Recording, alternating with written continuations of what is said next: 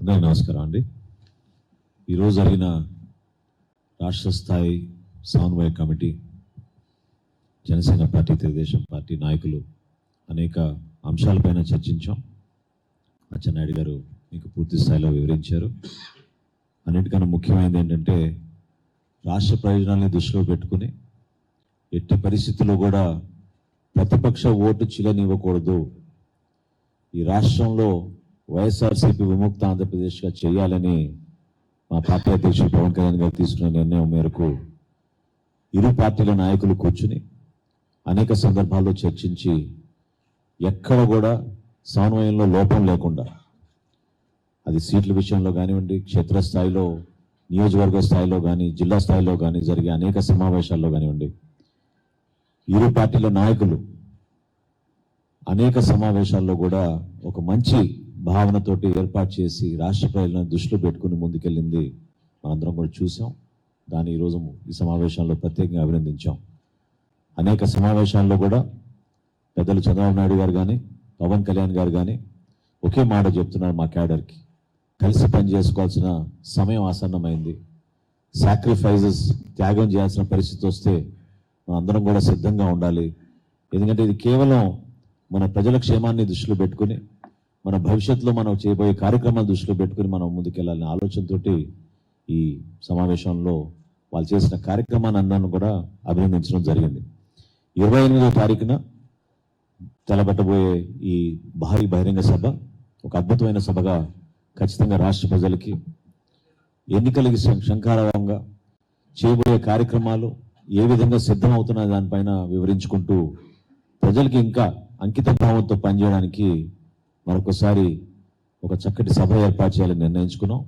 ప్రతి ఒక్కరూ కూడా ఇది ఒక బాధ్యతగా ఇరు పార్టీల నాయకులు క్షేత్రస్థాయిలో, జిల్లా స్థాయిలో, నియోజకవర్గ స్థాయిలో, మండల స్థాయిలో, అదేదో కేవలం ఉభయ గోదావరి జిల్లాలకి సంబంధించిన సభనే కాదు, రాష్ట్ర వ్యాప్తంగా నాయకులందరినీ కూడా ఆహ్వానిస్తాం, అద్భుతమైన ఏర్పాట్లు చేస్తాం.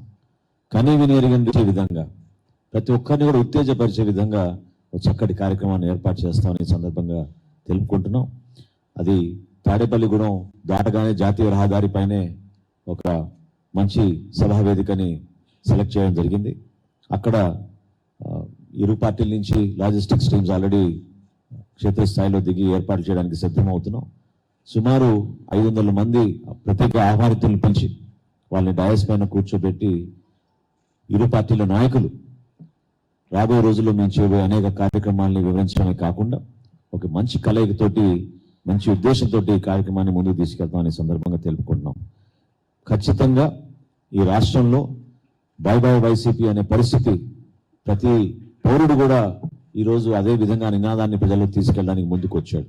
ఆ వాతావరణాన్ని మరింత బలోపేతం చేయడానికి ఈ రాజకీయ కక్షలు, మీడియా పైన జరుగుతున్న దాడులు, సామాన్యులపైన తీసుకొస్తున్న మానసిక ఒత్తిడి, వీటన్నిటినీ కూడా ఒక 2 నెలల్లో రాష్ట్రం నుంచి వైసీపీ విముక్త ఆంధ్రప్రదేశ్గా మార్చే విధంగా మనందరం కూడా కలిసి పనిచేద్దామని, ఈ సభ విజయవంతం కావడానికి ప్రతి ఒక్కరు కృషి చేయాలని జనసేన పార్టీ తరఫున, మా పార్టీ అధ్యక్షులు పవన్ కళ్యాణ్ గారి తరఫున, మా నాయకులకు, జన సైనికులకు, వీర మహిళలకు ప్రతి ఒక్కరికి కూడా పిలిపిస్తున్నాం.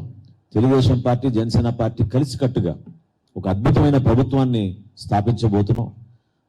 ప్రత్యేకంగా యువతకు ఉపాధి అవకాశాలు, మహిళలకు రావాల్సిన భద్రత, రైతులకి అందించాల్సిన భరోసా, ఈ 3 అంశాలపైన ఈ రోజు కూడా మేము మా సమావేశంలో చర్చించుకుని ఎట్టి పరిస్థితుల్లో కూడా మేనిఫెస్టోలో కొన్ని మంచి ప్రణాళికతో సిద్ధం చేసిన కొన్ని అంశాలని పెద్దలు రామకృష్ణుడు గారు కూడా అనేక సూచనలు చేశారు.